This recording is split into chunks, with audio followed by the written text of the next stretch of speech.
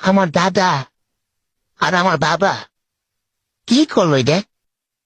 যদি আগে যদি একটু কষ্ট করে হইলো 4-5 খানে জমি কিনে রাখতে পারতো, তাহলে তো এখন ওই জমিগুলা বিক্রি করে আমি আমার লাইফটা চেঞ্জ করতে পারতাম।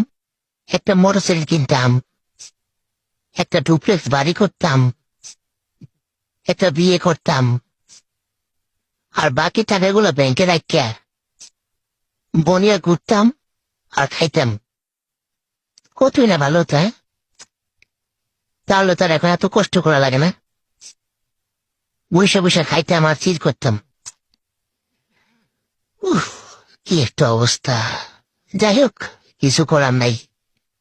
জমিও নাই, টাকাও নাই। গরিব গরিবে থেকে এলাম।